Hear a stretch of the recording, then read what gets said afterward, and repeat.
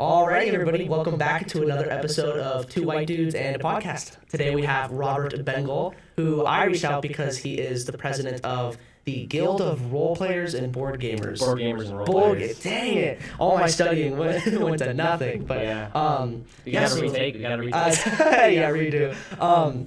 But I reached out to you because I love board games, and I'm kind of a nerd myself. I was never a huge D&D player just because I didn't have the time for it, but it definitely falls into like my interests and categories. But it definitely is a time investment. I mean, you gotta be there for at least 2 hours. Oh yeah. Bi-weekly. Oh yeah, absolutely. So I just want to start off by saying, what is that group?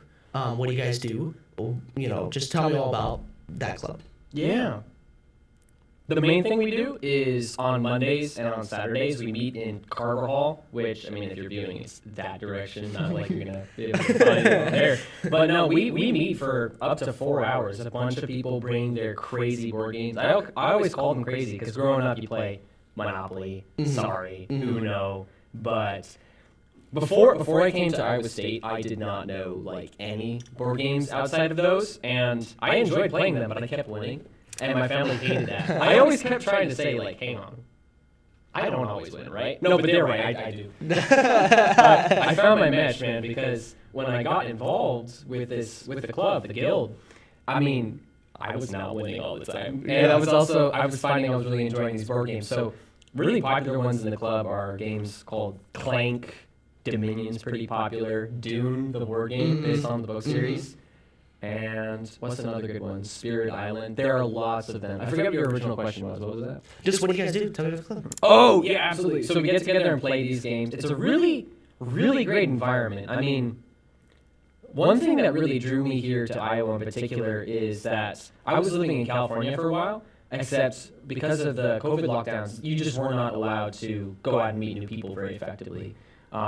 So, man, when I got here, I mean, I was immediately jumping in, you know, like getting with fellow Christians and getting into this board game club and joining a D&D group. And so it is so awesome to have just this solid group of people that you meet. Oh, that's so That's funny. embarrassing. That was my dad. Dad, if you're watching this. Yeah, you want to silence your phone then? Oh, yeah. Yeah, you can edit me saying that. I'll say, normally nobody ever calls me, so definitely an interesting, interesting situation to get called during this. But continue. So you're talking about California, not getting to meet people, coming back, meeting Christians. Oh yeah. It really is so great to have the opportunity to just meet people. I mean, I say this to people all the time. I have conversations in the elevator. In California, that's like illegal. So yeah. When you do that like nod thing to people on the streets, they just kind of look at you like, "What on earth are you doing?" In California. Yeah, but here it's just like. Yeah, it's something of a cultural quirk, I guess. It's just, I really do love the community that's here in Ames, and it's really great to, I mean, with this club, I meet at least the same 10 people consistently twice a week, and then if you extend, you know, the folks who are only able to make it on one of them each week, that's like another 10 people, so that's 20. You see over and over again having a great time together. We laugh so hard. It's epic. I couldn't ask for more, man. And it's doing fun things. That's another thing. It's not like a class, and a lot of other clubs are based around. I wouldn't say there are not a lot of clubs that are based around. Okay, we're gonna come here and just hang out and have fun. Like a lot of the clubs are like, okay, this is for clubs for people with majors. Like we're gonna give out talks, and this is gonna be information, which are also great clubs. Yeah, that's important. Yeah, but just to have a club that's like, okay, we're just gonna hang out with other like people who are into board games and just. It is so easy these days to just get kind of in your own little bubble, right? Like you can just stick to social media. For me, like my what do they call that? Guilty pleasure. My guilty pleasure pastime is YouTube. I could go on there for hours, but at some point, you know, it's like. Yep, that's absolutely me too. Yeah, I'm a huge YouTube guy. And it's just so funny too because if you reach out to people like, hey, would you like to do this thing with me? People want to, and it's weird because you think, oh, I don't want to bother them. I don't want to be a burden, but no, the opposite is true. So I have absolutely been taking advantage of that. With this club, with Salt and yeah. No, that's awesome to hear. So you guys meet together, and do you guys have a campaign that you do like consistently, and then separated you guys reserve time for other board games, or is like the D&D side of it like a different entity than the board game side of things? It really is a different entity. When we come together on Mondays and Saturdays, we're not there to do D&D. Some people will have a session like right after we're done with the board games part. So hey, I mean, everybody's there, so convenient. But no. Pardon me. No. At the beginning of each semester, we hold an event called DM Days. It's easily our biggest event, and we basically say, hey, if you want to get part of a D&D group, we're going to have a bunch of people show up that want to play D&D, and you can, if you're a DM, pitch to this group and say, hey, I'm going to meet on Thursdays, and we're going to kill a dragon. Do you want to join me? You know, that kind of jazz. So That's super cool. How many people show up to an event like that? Oh, it really packs the room. I mean, like, last fall, we had easily like 40 people. We usually reserve one of the larger rooms in Carver, one of the 205, 305 type rooms. Yeah. And yeah, easily 40 people show up in the fall, both days. Well, we have it on Saturday and a Monday. How many DMs normally are pitching ideas? That's actually a really good question because, oh man, this past fall, I think we had like 5, which is really not good if you have 40 people show up both days. Yeah. So that's pretty much 80 people, give or take a few. 5 DMs, that's not enough. Exactly. This past spring, we actually had a really big DM days this past spring. So I've been here at Iowa State for 2 years, or this is my 2nd year, and last spring, the DM days for the spring was kind of like, hey, not a lot of people came to the school, so it's not a huge thing. And sure enough, it was just 20. It wasn't that big. But yeah, no, there's a real shortage of dungeon masters or game masters if you want to be system neutral. Yeah. Yeah. And that's a real shame because I am what they call a forever DM. When I play Dungeons and Dragons, the default is that I'm the dungeon master, and I love it. I think it's a really awesome opportunity. So you said you had been doing. You said on your questionnaire sheet that you had been a DM for 6 years. So yeah. Run me through just some of the campaigns that you've done, and what was your pitch this year for DMing? Like, what was the quest this year? Yeah. So that is what's really cool about D&D is I'm finding that it's really a deep hobby. It's not like, you know, you play a video game and maybe you get really good at it. It's like, okay, good for you, you know, but you're not branching off and doing your own thing in Dota or in Call of Duty, right? You're just doing Call of Duty. Whereas with D&D, you can really branch off and do your own thing. So yeah, in high school, I ran a game, one of the pre-published books that they get, and those are cool to start with. I mean, you can start with them. They're neat, like training wheels, I would say. You can have fun with them. And we did. We had a great time. There was a game based on Norse mythology. There's like these giants, you know, larger than life people, and they need your help because the princess has been kidnapped, or I forget what the plot was. There's that. I had a game where you're in a city and everybody's trying to figure out how to get to basically the dungeon underneath the city and steal all the gold because it's a massive treasure there. It's difficult to keep track of. I know these all seem like they'd be relatively like shorter quest lines. How long does a quest line normally last? The whole semester? One of the pre-published books. Say that 10 times fast. Yeah. One of the pre-published books. Those are geared to last for a whole year. So they're a pretty big commitment. I think I've run one of those through. Most of the time, though, D&D campaigns, I mean, especially for me, I've moved a lot. You know, the people I play with are at different levels in school, and so different people graduate. I've pretty much had a different group of people to play the game with every year. So playing a year-long campaign usually hasn't been the goal. I would say it's wise to start with, you know what, guys, we're going to play for 4 sessions. And then at the end of that, it's like, hey, do we want to continue? Yeah, sure. And just see when you want a natural drop-off. Yeah, so what kind of skills, I mean, what do you think makes like a good DM versus a bad DM? And like, what do you bring to just being a dungeon master? Like, what are some of the things that you kind of pride yourself on when it comes to, you know, working with a group in that kind of setting? Wow, that's a bajillion questions. I could talk for an hour just on that. Go ahead, man. That's what we're here for.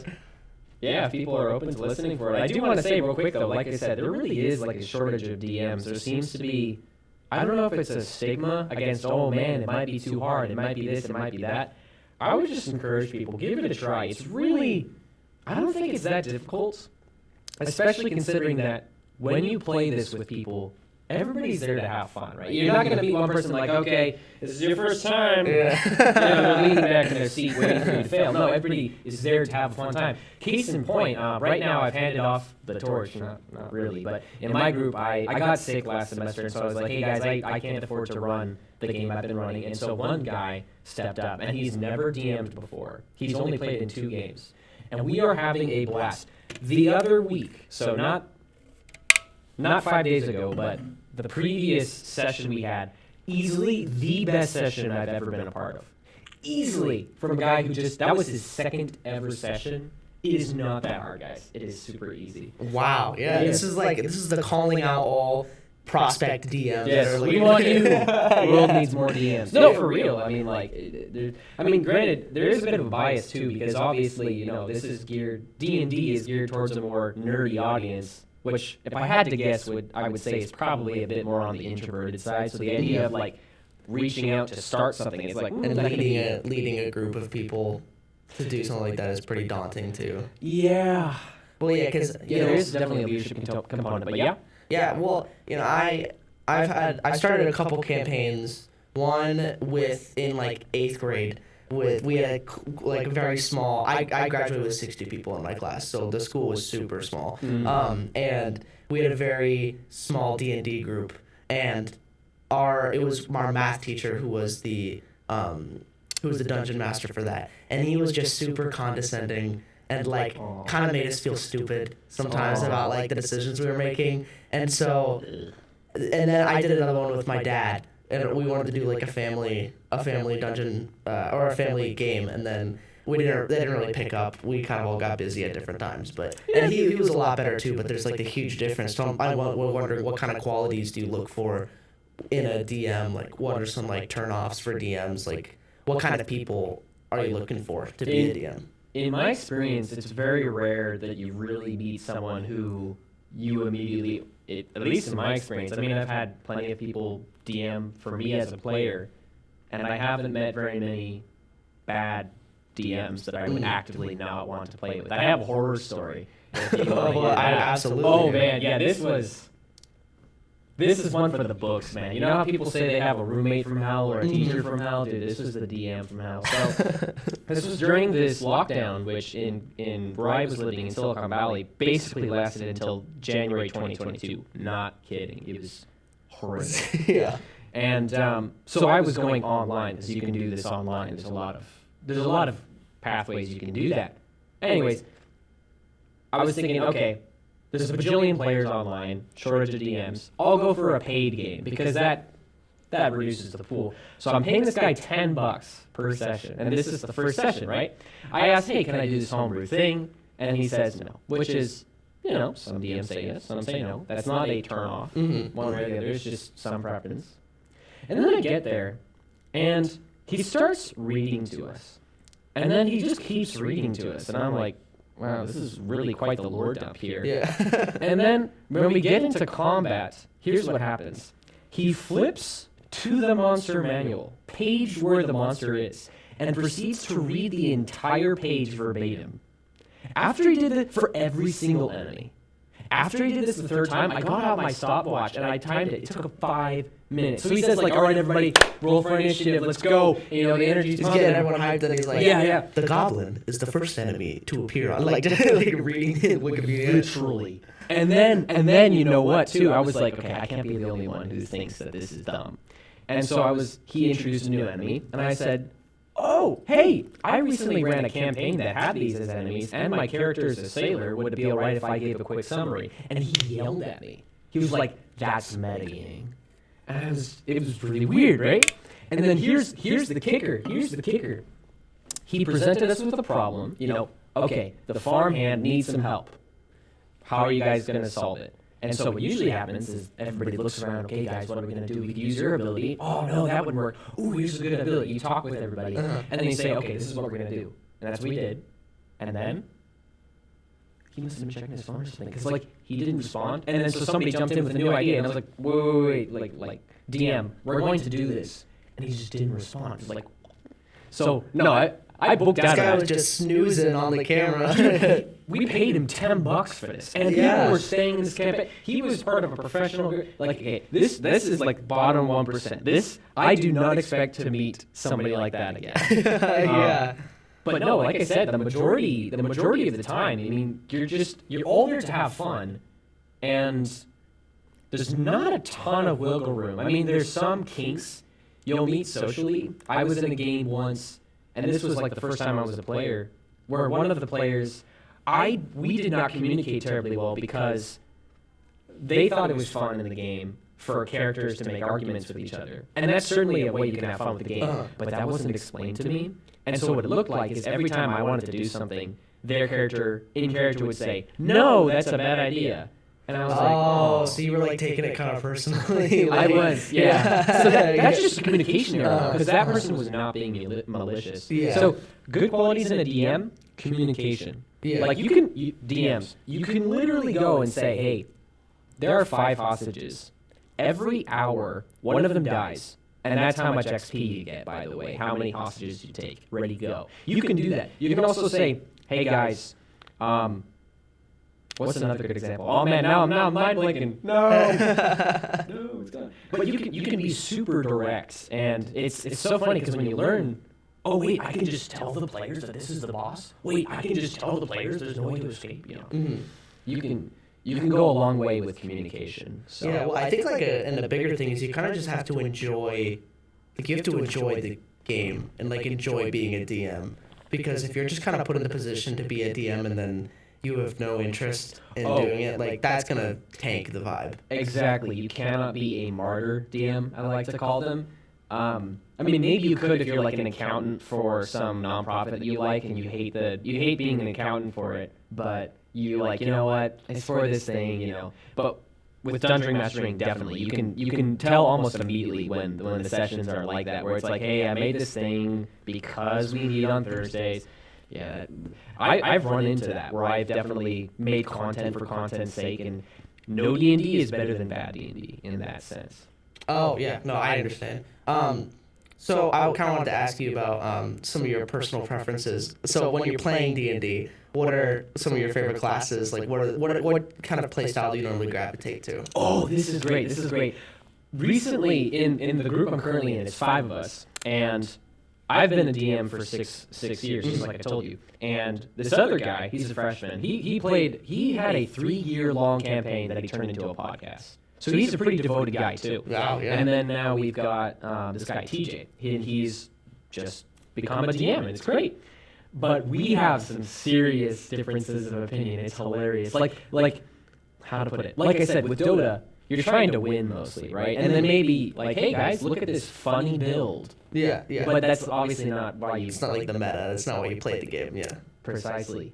Yeah, with D&D, the base assumption of the current game that everybody's playing, which is called 5th edition, or 5e, by the way, it works with a set of assumptions. 1 is that the players are heroes. 2 is that you should always try and kill all the monsters. 3, victory is pretty much assured. 4, what's another good 4th one? Oh yeah, the players have superpower-like abilities.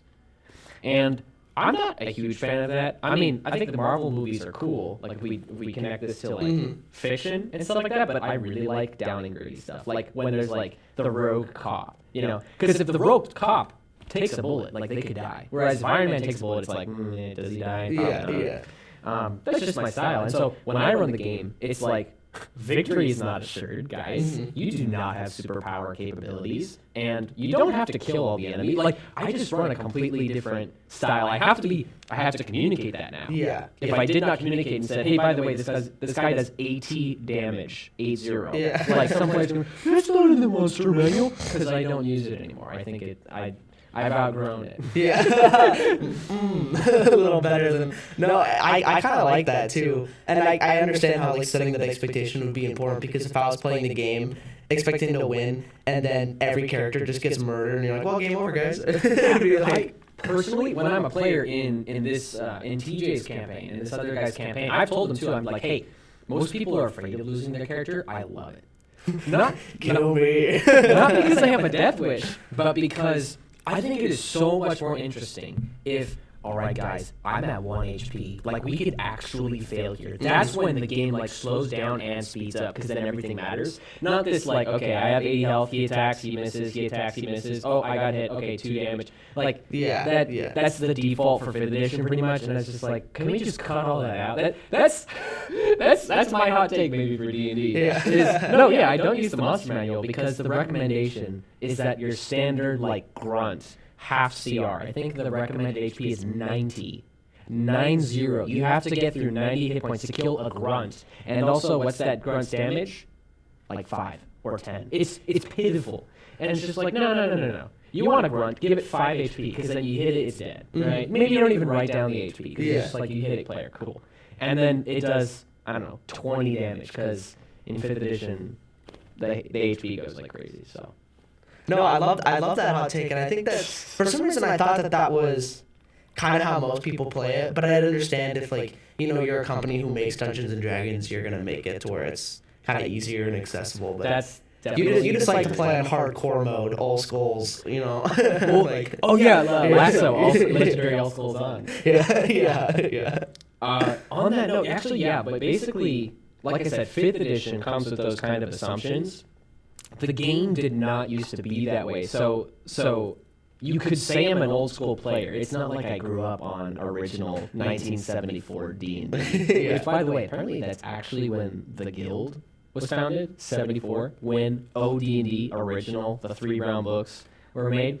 If you're in the know, you're in the know. Yeah. all the old timers remember. Yeah, no kidding. But no, I have really taken a fancy to reading other role-playing games, because with video games, right, if you said, hey, I play a video game, people would look at you like, what are you talking about, right? Like, is it a shooting game? Mm-hmm. Which version of the shooting game is a racing game? Dungeons and Dragons is kind of like that. 5th edition Dungeons and Dragons is the one everybody's heard of, and the one that is taking the market by storm, basically. How long has 5th been around? Since 2014. Okay. And they were thinking of updating it, and that's where things got a bit spicy. I was wondering, I was going to ask you about the controversy that you mentioned. Is this where you're going to? Or is eventually, for sure. Yeah, no, it turns out that there are a lot of different role-playing games. So D&D 5th edition is like a video game. Like if you play it on a PlayStation or a Game Boy, you know, it's the disc or the little slot you put in there to play a game where you role-play. You could be Space Marines, you could be investigators, you could be wizards. You know, it depends on your game. So I've really taken a liking to investigating the other games out there. Blades in the Dark, easily my favorite. Like I said, I love rogue cops and stuff. It's all about industrial era crime, and it's just, oh man, it's dirty. It is so satisfying. And you know what's cool too is if you just read these books, they will often have really good mechanics. Like literally, like, how to put this? Like, if you look in a video game, it's like, oh, that's so cool that when you get treasure, you get XP. You can port that into your 5th edition game, because it's not like you have to know any coding. You just say, this is how it is now. Yeah. And so, like I said, with the role-playing game hobby, you can really build on it. You don't have to play the... what's the word doctors use when they recommend something for you? Prescribed. You don't have to play the prescribed 5th edition.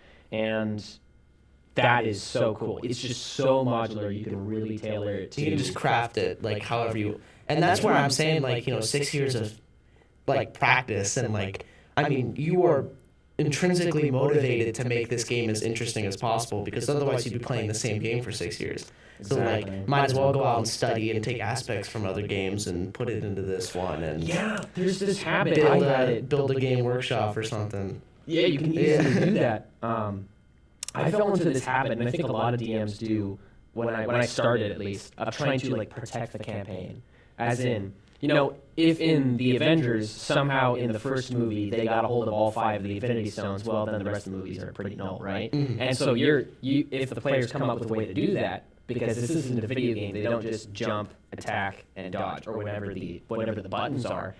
You know, you might be like, oh, no, there's some reason you can't do that. You know, you just kind of like nudge it, like, this is a moment, DMs. You can just say, okay, hang on, guys, pause. If you do this, that totally wrecks my plans. Would you be able to not? And then you can have a discussion about it. You can actually do that. But no, the instinct is, no, my precious campaign. And that, I've totally let off the rails, man. I just love it now when, like, I put a dam in the building. Why? Because they could blow it up and flood things. Put bombs places. Not so that, you can do extra damage. I mean, maybe you can. My players certainly did. But no, you could blow a hole in the wall and find a new pathway through the place. Like, I love that. Because then I'm surprised when I'm running the game. It's not, I planned you to beat this guy. It's like, I did not see that guy. That's usually where the most fun part happens for me. So then what kind of planning do you do beforehand? Like, how does it look when you're setting up, like, a campaign? Are you truly, like, writing down every pathway? Or a lot of these times are you just, like, improving, going with, the flow? Or, like, how much of it is planned versus how much of it just ends up happening? Yeah, that's definitely a DM style thing. There's no wrong way about it. I think the word, like, railroad, if you've heard of that word, gets, like, a really bad vibe, but that would be the opposite, where I've really planned out a lot of things beforehand, and I want you guys to go through this. So, no, I'm definitely more on the improv side, and what that looks like is I've got, for a dungeon, the rooms and what's in them. And then usually I have what happens if the players do nothing, If the players do nothing, okay, well, the evil scientist gets his hands on the weapon he said he was going to get, and he blasts something. And now the players have to deal with that if they let that happen. But they don't have to defeat him. They could trick him.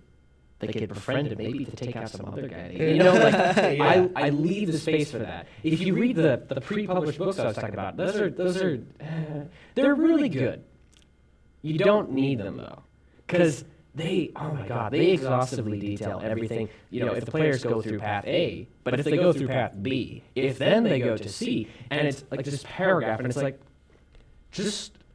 we're smart, we can figure this out. There's a magic item that's basically, it's a robot. It's a robot that's a crab that's got claws, and it specifically says, lever 1 moves claw 2, and it can either crush or release. And it's like, everybody knows what a claw does. Yeah, you don't need to write that. Yeah. You need to. Yeah. You only actually need to prep how much you think you need so that you don't feel nervous. Because there will be some times where it's like, I really didn't plan for this, and it really might require some, like, hardcore stuff. And this is another one of those moments. You can just get up and tell the players, I did not think you were going to talk to that guy, and I think it's really important that I have stuff planned. Is it all right if we just leave that for another session? You can say that. You can say that out loud. You don't have to be, here's what I did one time. Oh, the place where you want to go is closed today. Sorry. Like, I literally did that. Too bad, guys. Couldn't load that zone for you. Game crash. Too bad. Precisely. No, I love the creativity. I had read somewhere on, like, some sort of post where somebody in their D&D campaign got, like, a flintlock pistol. And hang on a second, I need to take this off. I'm getting warm. No, I get that, dude. By the time I get up here, I'm just sweaty, just like every single time. Don't tell that to the camera. That's Ew. Sorry, They need to put like AC in here. But as far as like the creativity goes, they got this this flintlock pistol, and then they used a spell that shrinks things down to a really small size. And what they do is they shrink cannonballs down to the size of normal balls, and then put a ring. It was a ring that they put on that that just reverses whatever spell is done, and they put it on the end of the pistol. So whenever you shoot at it, like blunder or bust, like cannonballs out of just this flintlock pistol, and it's like nobody would have ever like thought of that if you didn't have like an environment where it's like you could literally do anything, like anything that you want. And you don't need to freak out over that moment.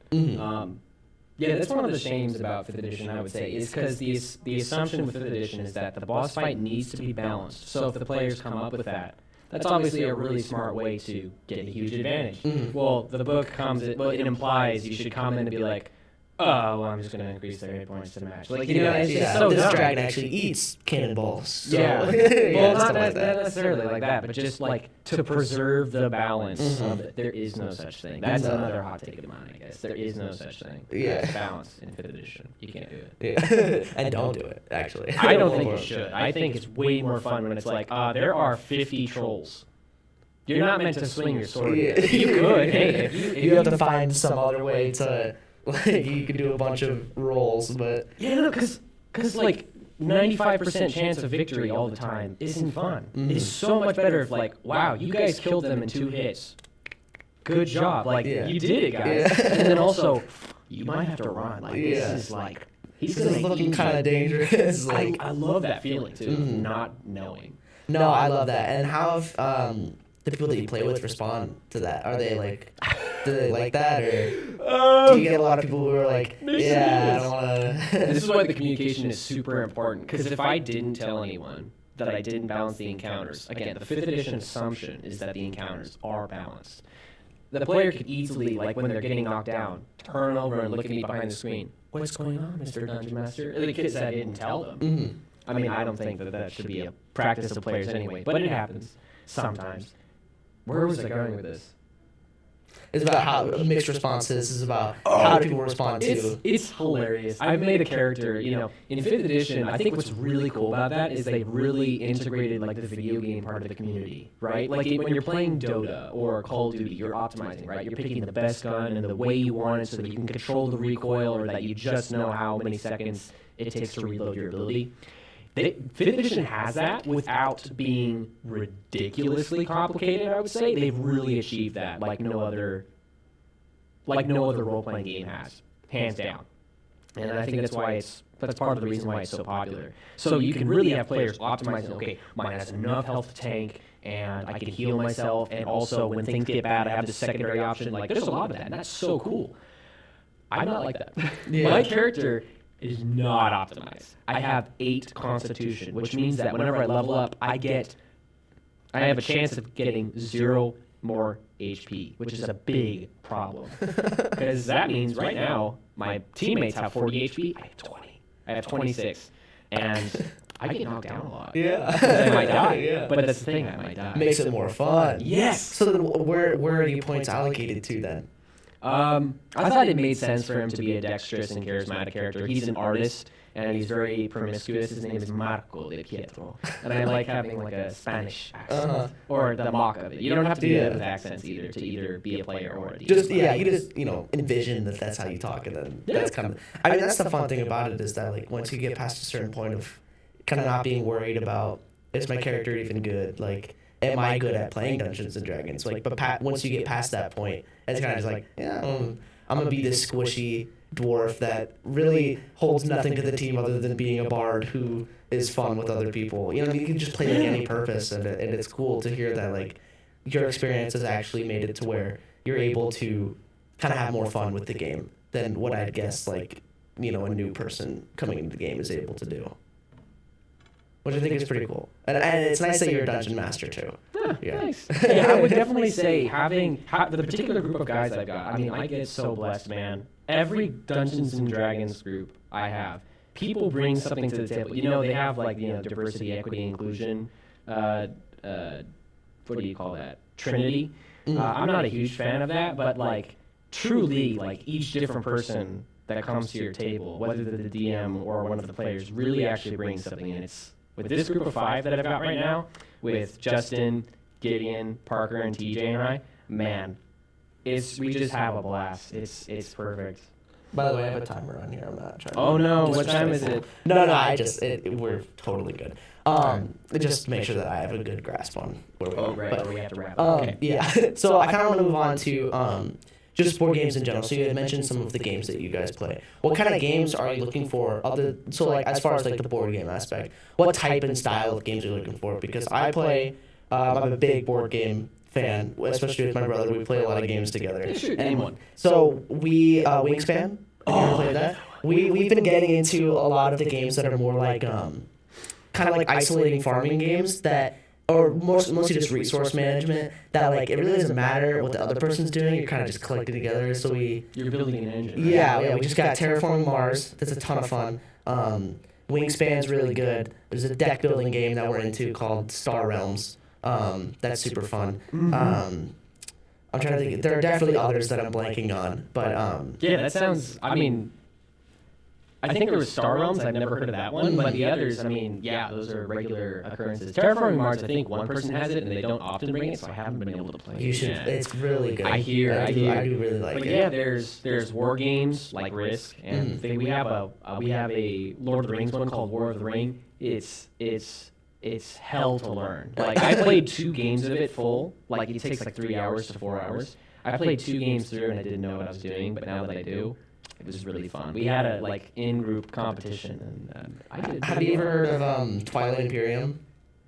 That sounds really familiar, but I don't remember. It's like a 6 to 8 hour like galaxy conquest game that you can play with like 6 people. And so we'll get a group together and play. And that I think that's about as complex as it gets. Also, Civilizations, like the video game, they have a board game based off of it, where like you're actually like uncovering map tiles, and you have this big like arching map with huts and barbarian villages and like whole combat system. That game's really complicated too. But like that's another style of game. We've been shifting away from it. We still love it, but we've been kind of getting hooked on this like resource management type game. Resource management. There's also I'm not familiar with maybe the ones you're talking about, but to be honest, like before coming to Iowa State, didn't know anything about board games, right? Mm-hmm. And now I'm kind of in the lingo a little bit, learning the terms. There seems to be like types of games called like worker placement games. Okay. And that's one where you decide I could do 1, 2, or 3, and they each produce you something. So it's like okay, 1 here, 2 there, 3 there. Oh, yep. Those are. I think that's kind of like a subgenre of games that we're trying to play too. Yeah, those are really satisfying. Deck building games, worker placement, resource management, deception games. I love deception games. I'm not very good at them. Last night I played a deception game. It was like 2 versus 1. I'm like the monster, and they're trying to escape from this planet they crashed on, and you have to guess where they're gonna go. And there were It's times. a Mario Party game, but It's a pretty short game, but I think it's brilliant. And oh my goodness, I could not for the life of me find them. I had like all my markers out, like where are they? And I missed. Like that's it. You'd have to know, I guess. That is a lot of D&D board games. You'd have to be there. You'd have to know. But man, I love deception games. No, those are fun. Good at them. The famous ones that I think of are Secret Hitler. That's super good if you've ever played that. I don't think I've actually played it yet. I mean, people have brought it on, but there have always been like games that I'm like, oh, I really want to play. Yeah. Secret Hitler is a super fun party game. Avalon is a good one.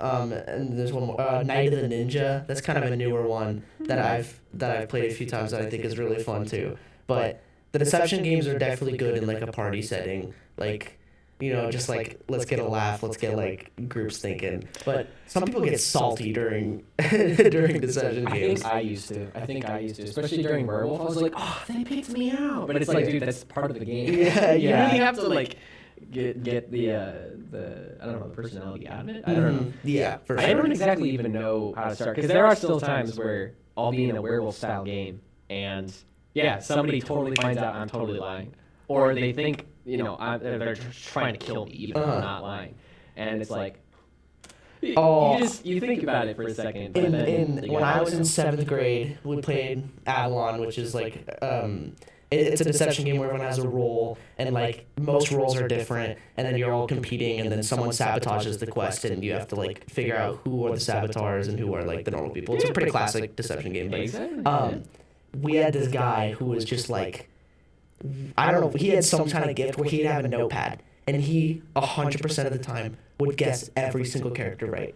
Every single time. He did it 4 games in a row, and I was in like 7th grade, and I just like cried and left the room. Oh yeah, this is 7th grade. Yeah, I was like, well, the guy who did it was much older than me. It was my older brother playing with us, and then he was just like this genius. Well, if he's your older brother, he knows all your tells. Yeah, well, it wasn't my older brother. It was my older brother's friend who did it, and so like every single time he just like, and everyone knew. So honestly, he was so good at the game that he ruined it.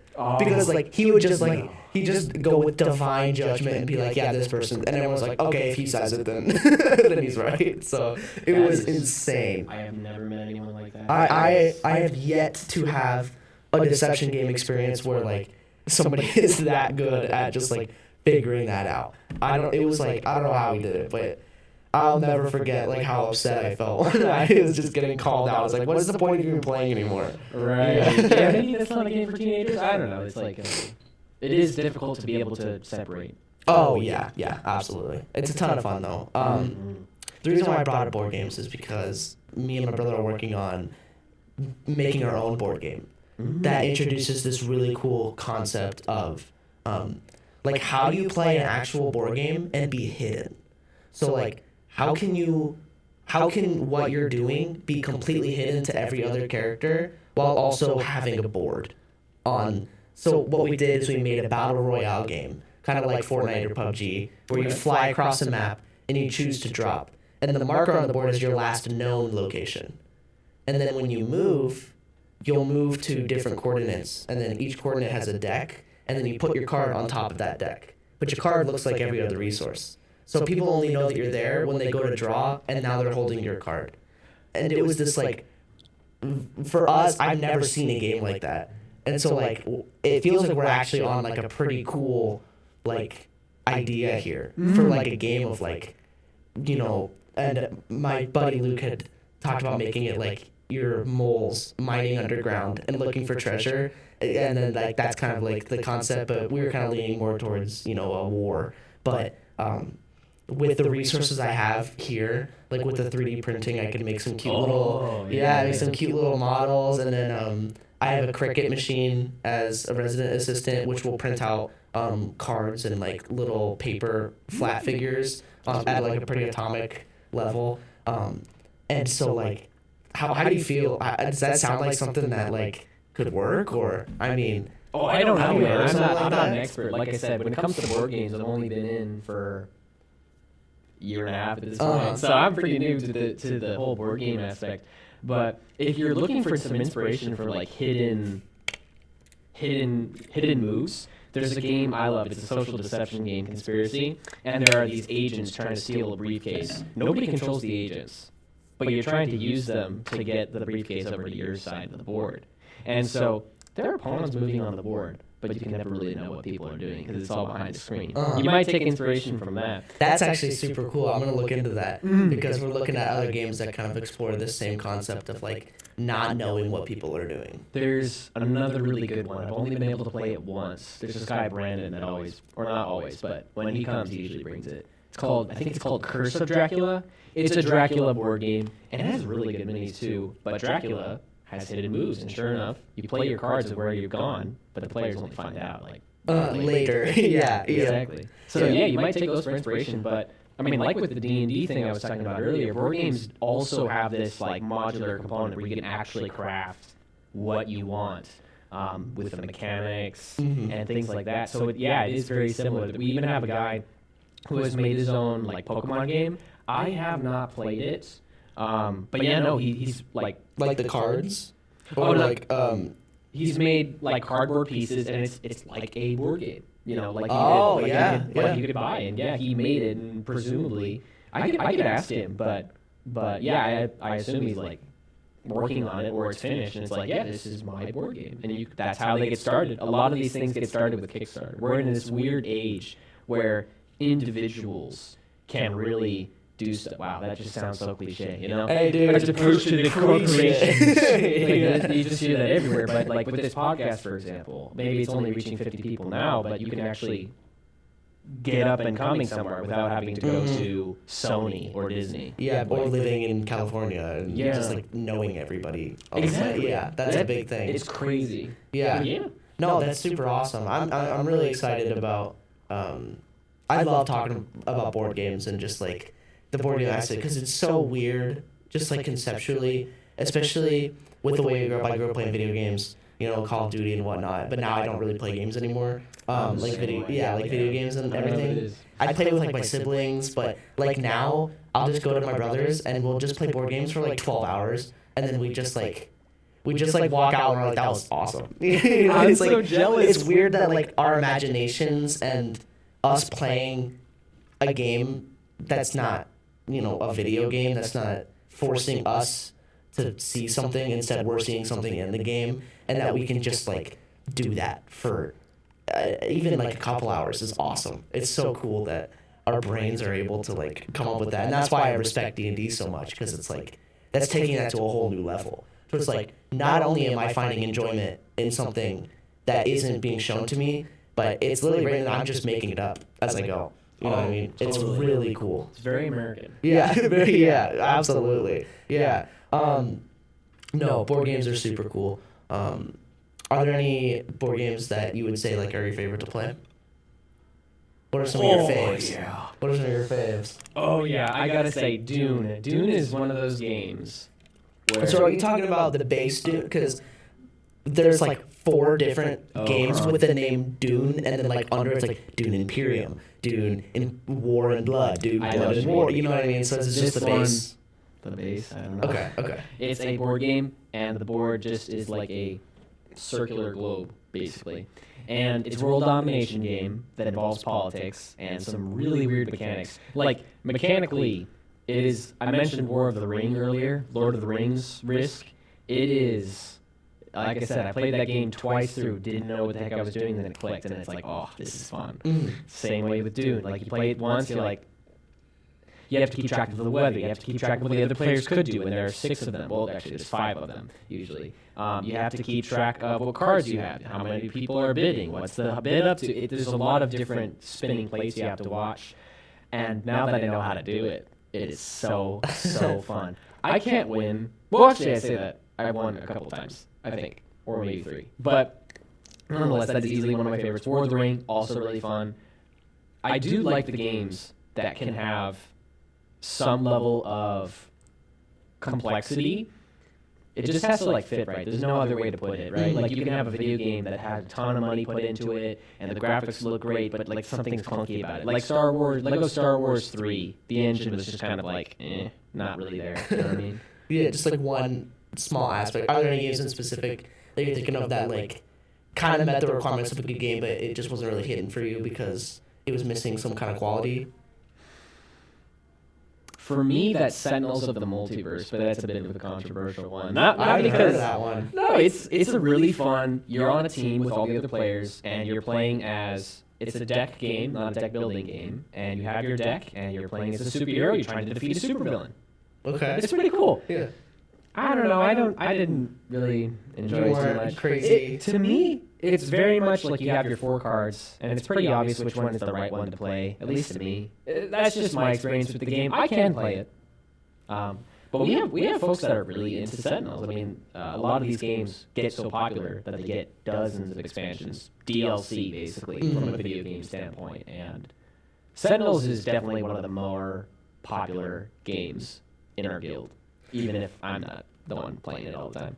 Do you guys do any trading card games like Magic or Pokemon or Yeah. This year we started, the first Saturday of the month is, or is it the second? No, it's the second Saturday. I always get mixed up. The second Saturday of the month is Magic for specifically the Commander format, and I've been playing that longer than I've been in D&D. Commander format, what is that? Yeah, so how to put this? You know, if you have a baseball, there's different ways to play baseball. They're relatively similar. They're all using a baseball. There's softball, there's, I don't know, kickball, even if that doesn't use baseball. Magic has different formats where they're all using Magic cards, but there's rules about which cards you can use, how much life you start at. And they have implications. Commander is currently the most popular format, and it is, honestly, quite like what we've been talking about. It's mostly geared towards having fun as opposed to raw competition. Like, I'm just going to beat you because my deck's better. So what are some of the rule changes? Because I play Magic. Like, what are some of the rule changes that... How have you not heard about Commander? I don't know, because, well, okay, to justify, my dad collected a bunch of Magic cards probably 20 years ago, like 15 years ago. He was a huge Magic fan. No, yeah, it's probably like 15, 20 years ago. Like, he had some, like, older cards, and he would collect those and play Magic. And then we just kind of got, like, his inheritance of cards. So I don't think I played with a card that was made in the last 10 years, probably. Like, I've never played with, like, anything newer. You know, like, Eldrazi is, like, completely a foreign concept of, like, card type. You know what I mean? And that was kind of, like, a big phase kind of before then. And even, like, so, like, the stuff that we play with, the only new cards that we have are ones that we, like, find online. Like, okay, this will fit with our deck. But all our decks are, made just from that collection, and then we just buy the cards that kind of work with it. So we've been really just kind of playing our own thing, you know what I mean, for so long. Like that sounds like how I play the game these days, because I'm not super involved in it. It is just fun to do, and oh my goodness, I played so much at the Mayhem Comics place that I actually got a really, really good win rate, which is not necessarily what I want to do. In a 4-player game, I was winning like half the games I played, and I was like, ugh. Oh, wow. Yeah, exactly. Like my parents said, you know, like when I grew up, playing Monopoly, they were like, it's not fun to play with you, Robert, because you always win. And I was like, what? And now then we played a game just for old time's sake. And I won. Okay. I don't want to say this to like insult people, but I was trying not to win because I saw it was coming, and I was like, no, I don't want to confirm. I don't want to confirm their suspicions, but I want to. It just goes to show. A tragic tale. Yeah, exactly. So no, they don't play that kind of game with me anymore, at least. Mm-hmm. I forget where I was going with this. Oh yeah, Magic Commander. So the specific rules. So you are not allowed to have more than one copy of any card, except for the basic cards. So the basic lands, the mountains, plains, etc. You have one per card that has to be legendary. So it has to be a legendary creature usually, and that is called your commander. And you always have access to playing it from this place called the Command Zone. Everybody can see it, so they can see it coming. And you are only allowed to play with colors that are part of that commander card. And because of that, really wacky things happen. Because you can only play one copy of every card, so you can't have, okay, well, I play this staple, and then I play it again, and then I play it. You can't do that. And then also, it's actually, you have to have exactly 100 cards in your deck, too.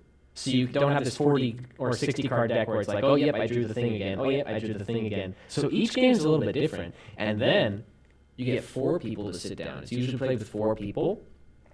And so then that just ramps up the chaos even more. You know, it's so, now that I mention it, like when it comes to D&D and Magic, maybe that's where I compensate. I'm a very like conservative person. I like to stay with the things I know. Like the only video game I play these days is World of Tanks. It's been around since 2009. That is, you just, I'm getting recoil from you mentioning World of Tanks, but continue. And get this. Left 4 Dead 2. Wow. I thought you were gonna say like Team Fortress or like something ancient, World of Warcraft, something ancient, but I was gonna World of Tanks. Wow. Yeah. So so like in my real life, like I usually don't try new things. It's kind of like sometimes that ends up being a hazard. I have to really go out of my way to try new things. But when it comes to D&D and Magic, the like unvariability and unpredictability is so fun. I would so much rather play Commander than Modern necessarily. Where Modern, it's like, oh yeah, Faithless Looting, you played that card. Okay, I've seen that a million times. Oh, Thoughtseize. Okay, yeah, you played that. Oh, here's another fetch land. Yeah.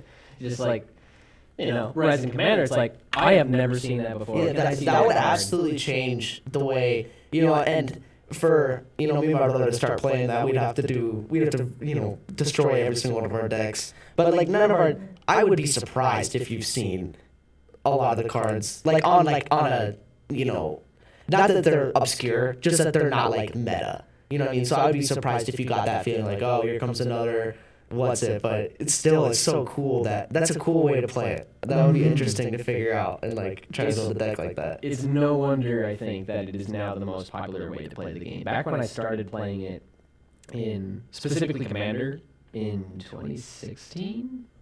It is definitely not the main way to play the game. I think that was standard and Modern at the time. But ever since like 2019-ish, that's really when Commander was like, it really set off. They didn't even have like that many Commander products back in the day. It used to just be one every year. It was like, hey guys, we know some people do this, so here.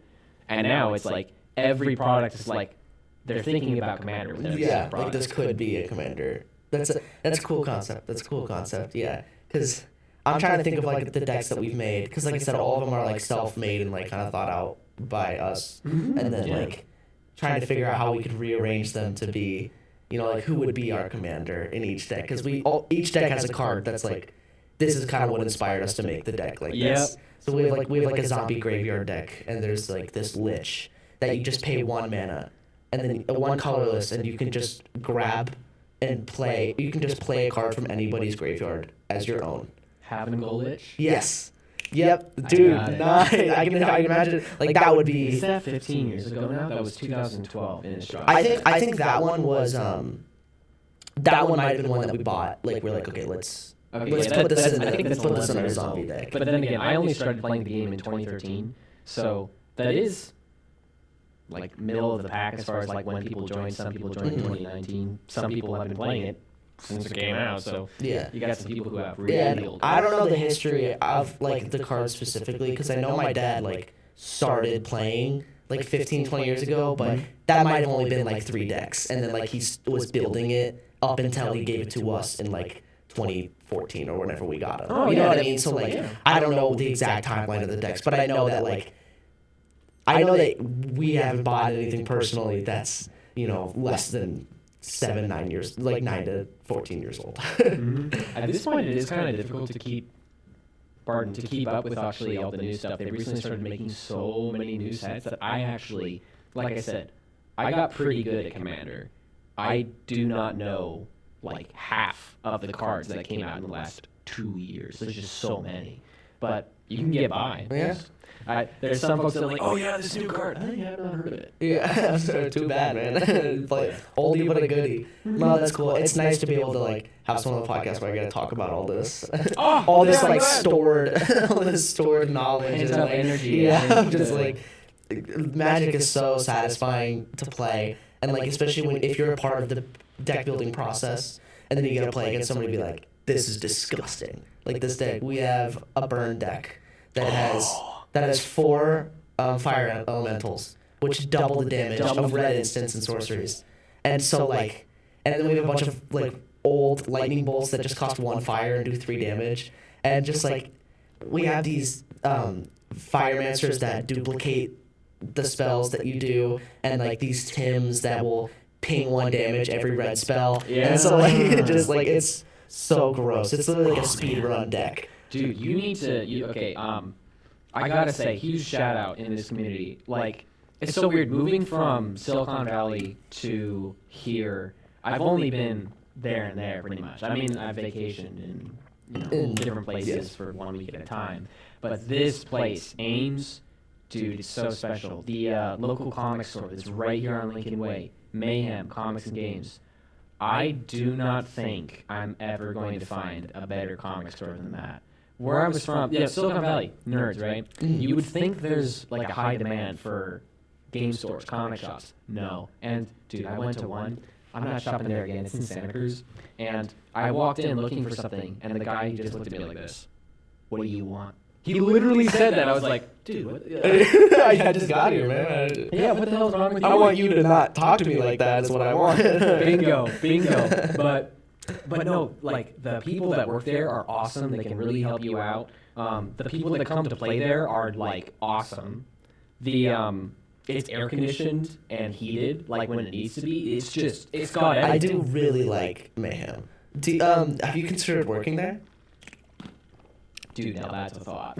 Dude, I mean, why not? I wonder what the like process for like hiring and working there is like. I can't imagine. Okay, you say that like somebody who's never applied to a job. Come on, man. You just apply for the job. There's no. No, I wonder if they like look at you and they're like, "So what do you know about comics?" You know, what I mean? If they like ask you like specific questions, it's just different than like applying to go to like McDonald's or something. You know? Yeah, that's a good point. I worked in retail. But only at massive chain places who are like, well, why do you want to work here? And you have to make up some crap about like, well, when I was a kid. But when it's like a personalized store that has so much personality, it's more so like, can you match this? It'd be cool. It'd be a cool interview process. Yeah, it really would, dude. That is an idea. Yeah. Right I don't know, man. Yeah, I don't know. That's actually a really good idea. Thanks. Yeah. Hey, I take the strolling. Yeah, I'm not going to apply. I mean, it'd be cool to work there, but just not where I'm going. But I think it would be, I do love the feeling like walking into Mayhem and like everyone in there is like, they know what they're looking for. They know what they're talking about and they're just perusing. You know what I mean? That's kind of this. That's a big thing too. Unfortunately, in like nerdisms, we can all too easily like we've thrown out so many. You and I have thrown out so many like card names. You have to play the game to know. And then also you said Tim's earlier. That's not a card. You have to be in the game. Yeah, that's true. And so like there can be this thing with D&D, with some video games, with Magic, with a whole bunch of different hobbies, where it's like, oh yeah, that's a pinger.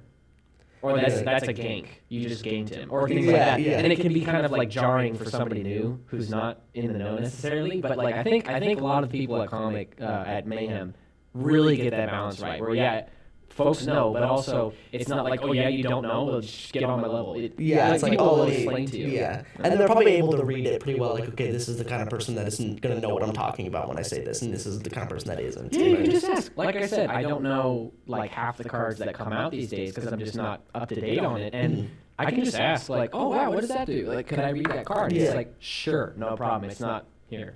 Yeah. You do unfortunately run into some of that. I ran into more of it in, like I said, in California. I give California a bad rap. There is some bad things about California. There's some redeeming qualities, but I'm not going back. I was the new home. Dude, it really is. It really is. You don't mind the cold?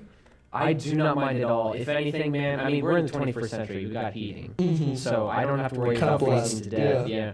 But, man,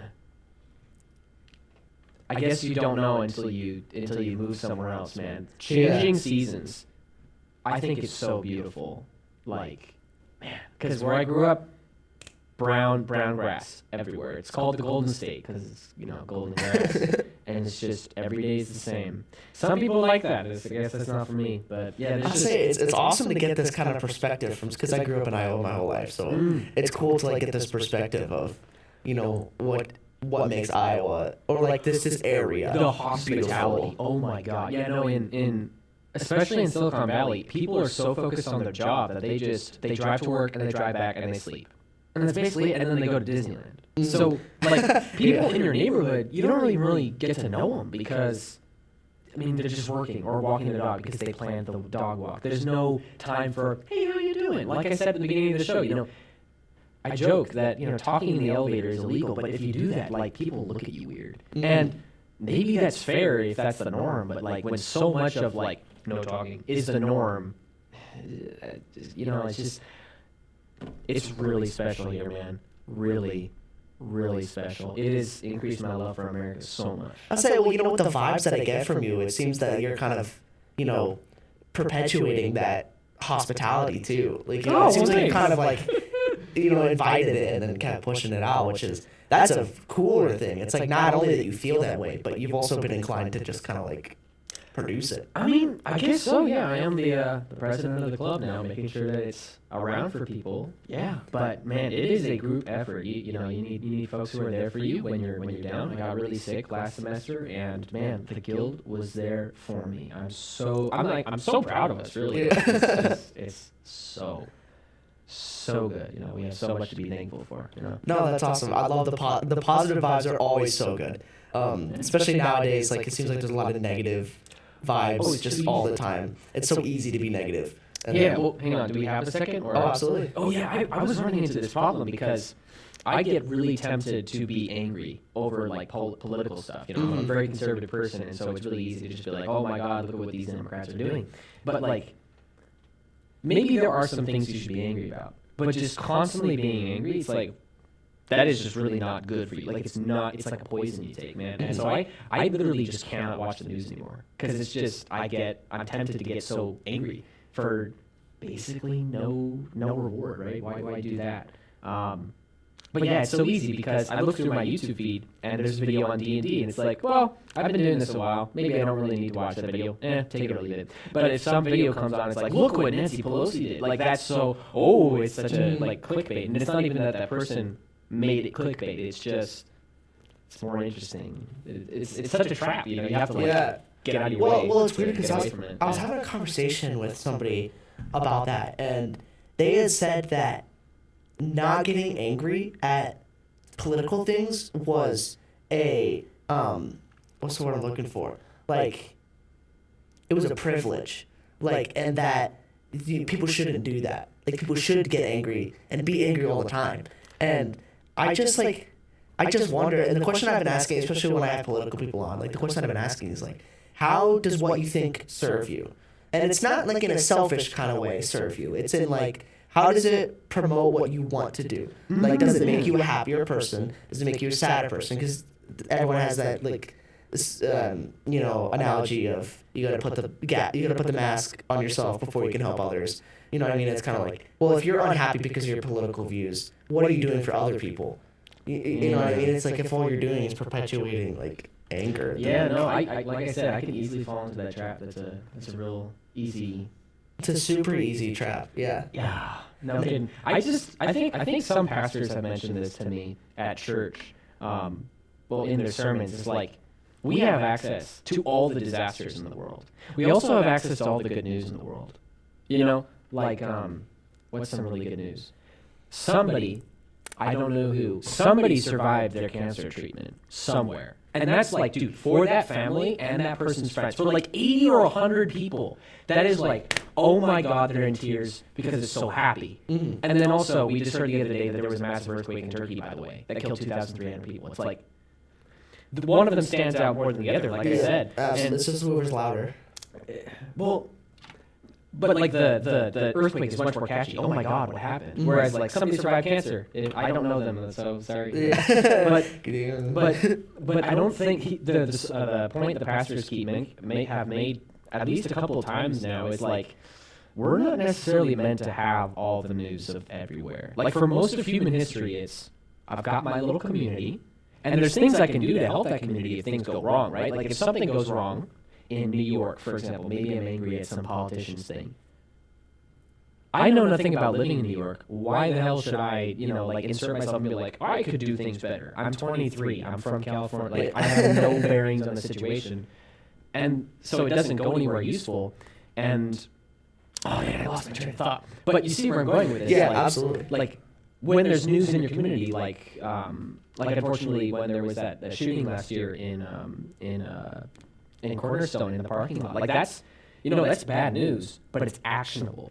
People here, not necessarily in Seattle or wherever, maybe they heard about there's a terrible shooting. It's like, oh, that's sad to hear, and maybe you send your prayers out to them, but you can't really do much more. So like sticking to the news that is actionable to you, or that is like really face to face with you for the most part.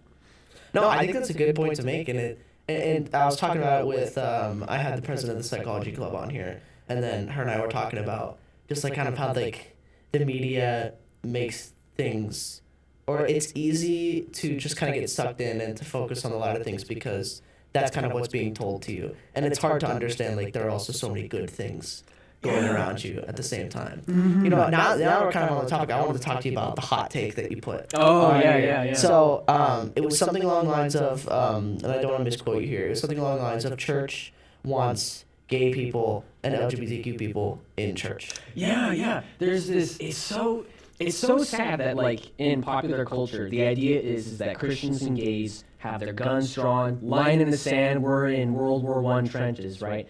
But realistically, I think this is a more accurate picture of what's going on. It's that church is not made of perfect people, right? Like I can just tell you right now, I've got struggles, man. Mm-hmm. I ain't no saint, okay? Like I stole something the other day, okay? Like that is something I need to work on. And like people need to be there to hold me accountable. I've got problems. I ain't a saint. So where was it going with this? That gays in the church aren't like guns drawn. Yeah, so no, we're not. So there are some bad actors out there that are going to say, a Christian maybe, that says like, oh my God, I hate gays. And that's just not good. But it's our job as Christians, right, to be like, hey, hang on a second. That's inappropriate. You can kind of understand, though, because from some people's perspective, like, a whole bunch of things have been pushed on them by the LGBTQ like flag. So it can be very easy, like if this new group is on the stage and they're telling you what to do, it's like, excuse me, like get off my ass. So I can kind of understand where both people are coming from there. Man, I hope I don't get lost in the weeds here. No, keep going. I'm going on tangents. Yeah, I don't mind at all. Where was I going with this? But no, like church is really for people who are hurt. It sounds so cliche. Dang, I hate that coming out of my mouth. But like, no, I mean that's how I came to Christ, right? It's like I had a terrible breakup when I was in high school. Everybody does, and then like it was just so hopeful and reassuring to me that like, God doesn't think I'm a loser, for example, and that actually I don't need to be perfect. Like I don't need to be perfect. You just don't. And And I think that's a really good message for people to hear. You know, I mean, you have to have God in the equation. I really should have rehearsed this because now we're getting into it. I think the sentiment that you're going for is like really noble, and I think what the question that needs to be asked though is like, what is the difference between like the sentiment and then like what is being done? You know what I mean? And so I think the question is that I'd ask you then is, I actually just had a Bible study leader on here 2 episodes talking about something similar to this. I might know him. Sam Carlson. Yes, he's in Navigators. And I want to talk to you about Salt after this, but what I end up asking is like they don't think, like the people in the LGBTQ community don't think that they're hurt or that they're doing anything wrong. And so for the church to be like, hey, we're welcoming you in opening arms to help you get through this, to help you become better. And when you say that to people who don't think that something bad is happening, that's where they're like, okay, here's why we don't. You know, like, the issue isn't necessarily that you guys aren't welcoming. That's probably a big chunk of the pie. But, like, I think the bigger issue from their perspective would be we don't really... I think the bigger issue would be... I'm losing my train of thought here. I think the bigger issue would be we don't think we're doing anything wrong. Okay. And that's... I think that's where I don't want to focus on the wrongness thing. Just, I mean, part of becoming a Christian, right? You do have to repent of the things you've done wrong, and that's a constant process. You have to keep, confessing with your brothers and sisters. What I was trying to get to, I guess, is that if you're gay or trans or something like that, and you come with a friend to church, maybe your friend invites you, like. Maybe you have colored hair or like a nose piercing or something like that. Something that marks you out as, you're probably on the left side of the political aisle. You're probably, XYZ. Whatever you want to do. Like, that does not make you some kind of other person. You know what I mean? There's a lot of stereotypes out there that the church is kind of this monolithic group. It's like, no, you look around, and if anything, in the church, like I said, I'm not a huge fan of the diversity, equity, inclusion thing, but if you want to go by those parameters, you go into any church, there are a lot of people of different ages, different nationality, like people who their first language is not English because they moved to America from a different place, who are not white. Like, every one of those parameters are there, including people who are attracted to men, who are men, or are attracted to women, who are women, and then all the different definitions in the LGBTQ acronym. So, like, it's not a place where you're the enemy. That's another really important thing to mention is it's really easy to put in us versus them. We're really not. Like, if anything, the enemies of the church are Satan, sin, and death. You'll probably hear that in a dozen sermons, and that really is the case. And not even there's a common phrase, hate the sinner, hate the sin, love the sinner. Probably you've heard that, but mostly what you hear out of that is hate, right? And that's really not what we're about. There are going to be some people that, they mess up for real. They call you horrible names and things like that. Like I said, we do need to be clear from the Christian side. We're not perfect. I mean, I don't want to say we're like not trying to be. We are trying to do our best to be holy, but that is a rickety rail. You know what I'm saying? That is not a, you know what? I'm almost there. That is not what we're like. We've all got our flaws, and so it's important to realize that. So. No, yeah, and like I said, I think the sentiment is there. I think the difficulty comes in like conveying that. In a way that's like able to be picked up by people who think that they're being attacked. And like you would be willing to admit that there is a probably small percentage of people who don't really go about it that way, who don't talk about the LGBT community that way. Like churchgoers who aren't as respectful about it. And I think what's nice though is that like all the people that I've talked to, especially on this podcast, are much nicer about it than some of the horror stories you hear. So I'm doing my part to kind of dilute this narrative that like. And it goes vice versa too. That there are a lot of people in the LGBT community who don't hate churchgoers, there are probably a lot of them who are Christian as well. You know what I mean? But you have like this loud group that hates the church, and it's the same thing that I'd imagine there's a louder group in the church who acts as if they hate the LGBT community. But I think the issue that I always come to when it comes to that kind of representation in like the church is there's something so biological and behavioral about sexual attraction, and there's something so like your brain is probably 40% of it is completely just influenced by sexual attraction. You know what I mean? That's like based on so much about like this just like need to repopulate, need to. I mean, that genetically, that's how we were bred to be. And so that's like kind of a bread and butter on a lot of our functions. Oh, yeah, so, it is a big ask. Yeah, and so then when you ask people who aren't Christian to be like, hey, come join our club where you will, this, and this. You know what I mean? But your huge biological function, that's a bad thing. And you will need to be constantly asking for forgiveness as well as suppressing those urges for your entire even life. the way we talk about it is such a narrow path. It's really... It would be difficult as somebody in the LGBTQ community to be like, okay, yeah, I'll be Christian. Yeah, I can definitely see that, especially like if you've staked your whole identity, or it's considered a big part of it. Is your identity. I would highly recommend, there's a book called Purposeful Sexuality by Ed Shaw, who is gay, by the way. Oh.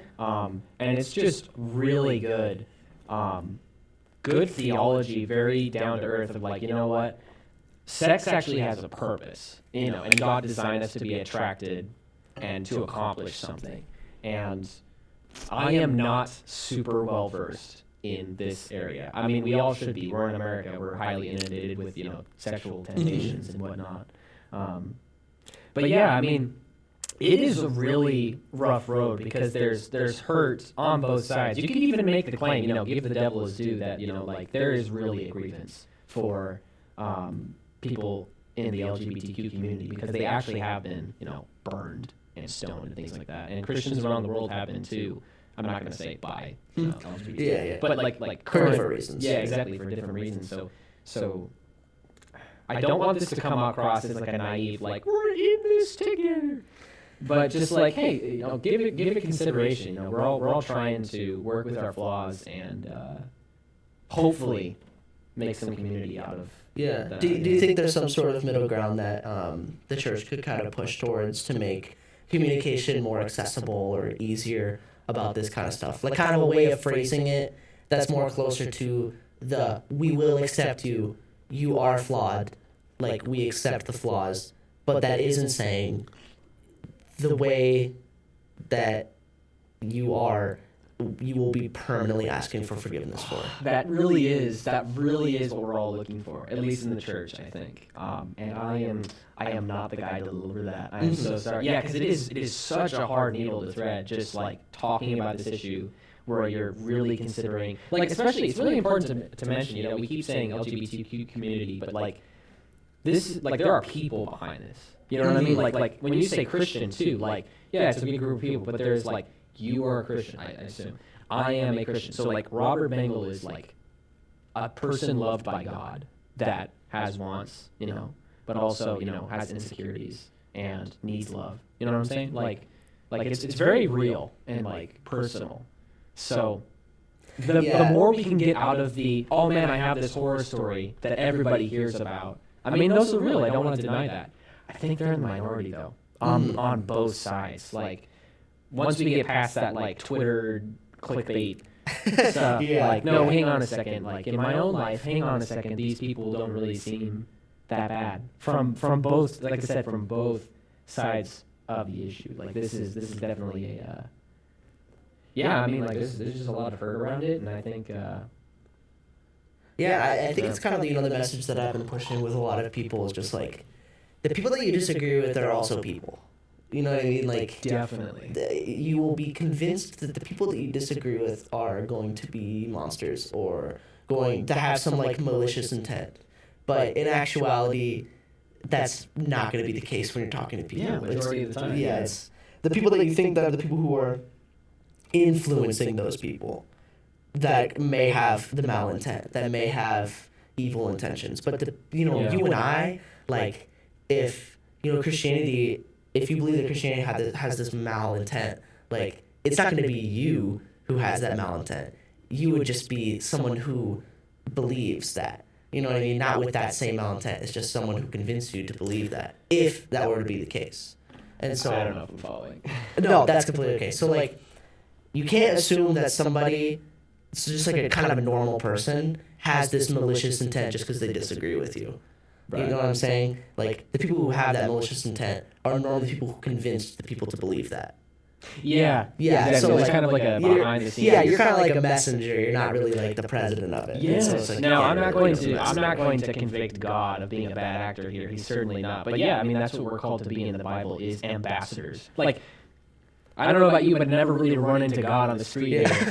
So our role, I mean, literally, is like, well, why should I follow this God character? Why should I give up all these things I like and repent? Like, I'm not that bad of a person, right? And like the answer is, well, hang on, this person that hopefully, is, convinced on some deep level that actually this God character is really worth doing all the repenting, and you actually, what do they say?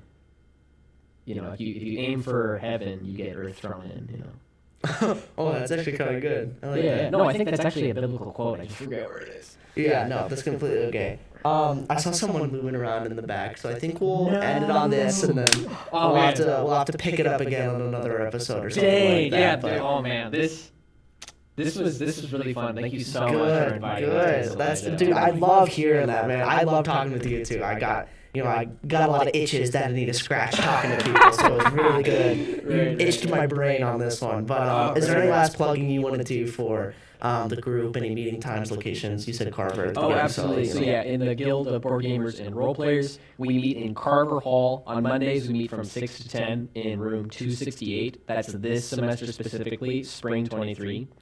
And on Saturdays, we meet same hall, room 305, 12 to 4.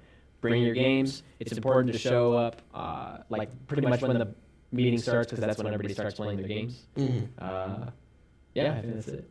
That's awesome, man. Well, it was awesome having you on, man. Yeah, thank you very much.